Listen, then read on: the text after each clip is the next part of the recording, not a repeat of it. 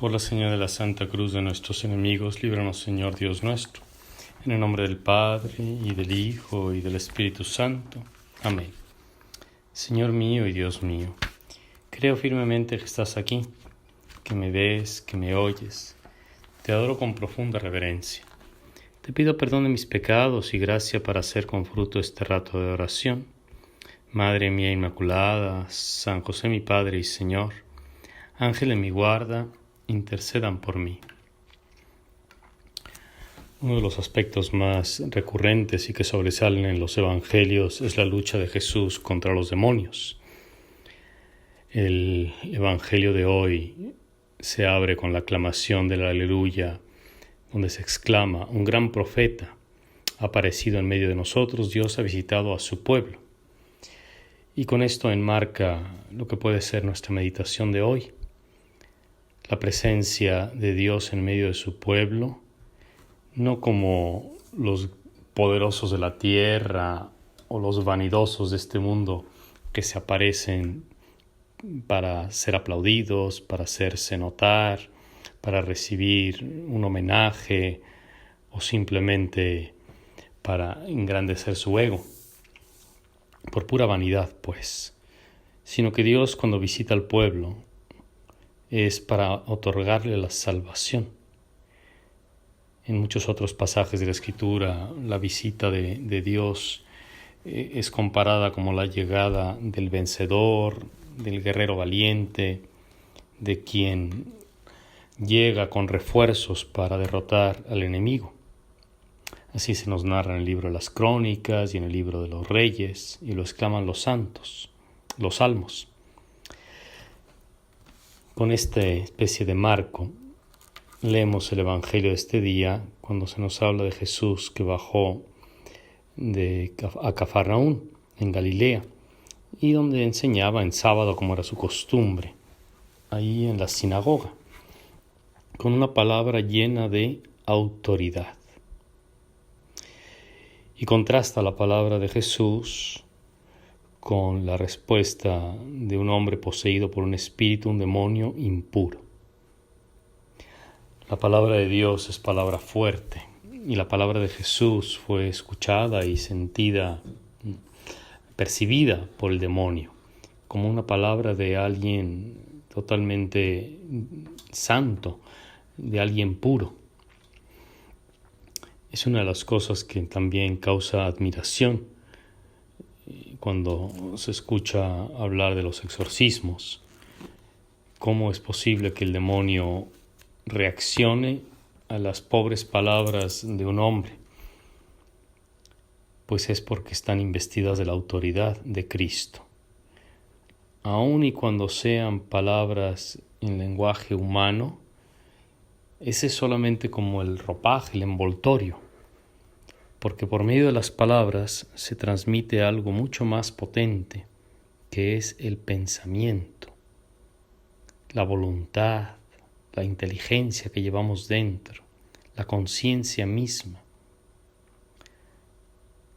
La palabra es el vehículo elegido por Dios para hacer llegar su mensaje, para predicar el Evangelio.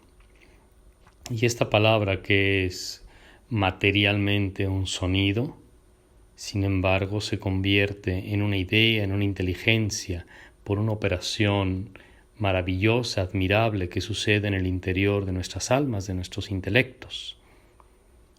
Como en este mismo instante, aun y cuando sean palabras reproducidas por un medio artificial, por un instrumento, sirven para suscitar en el alma pensamientos, ideas. Quizás de forma similar, el demonio es como percibe las palabras humanas. Lo cierto es que en el Evangelio se nos dice que aquel demonio reaccionó y poseyendo a aquel hombre, aquel pobre hombre, comenzó a gritar: ¿qué hay entre nosotros, Jesús de Nazaret? Sé quién eres, el Santo de Dios, etc. Y Jesús lo mandó callar.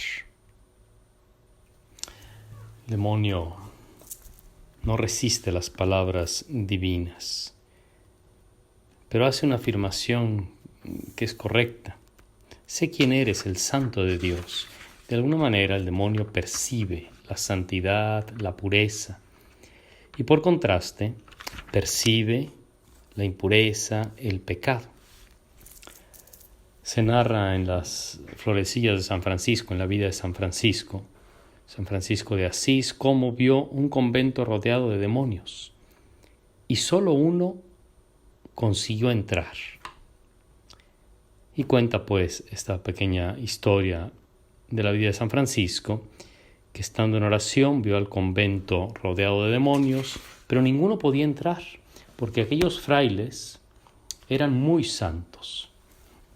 Sin embargo, los demonios perseveraban en querer entrar.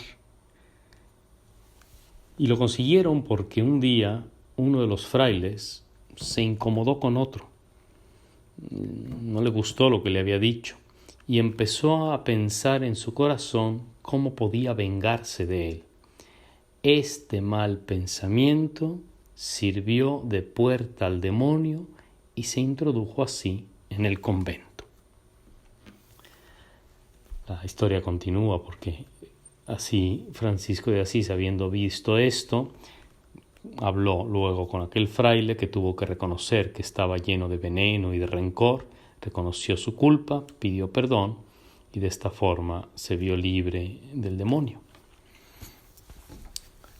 Aparte de los detalles, la historia nos transmite una idea muy cierta, que allí donde hay odio, envidia, donde hay celos, rencores, venganzas, mal humor, todo eso es percibido por el demonio y es como una puerta de entrada.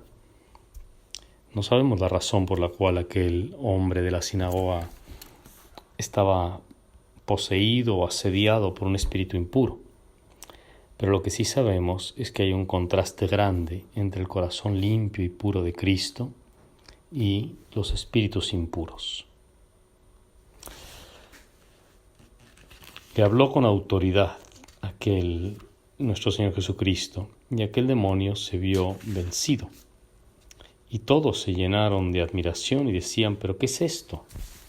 ¿Qué es esta palabra? Manda como quien tiene autoridad y los espíritus impuros le obedecen.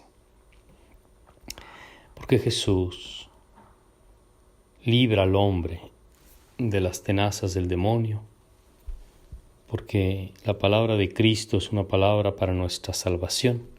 Dios ha visitado a su pueblo.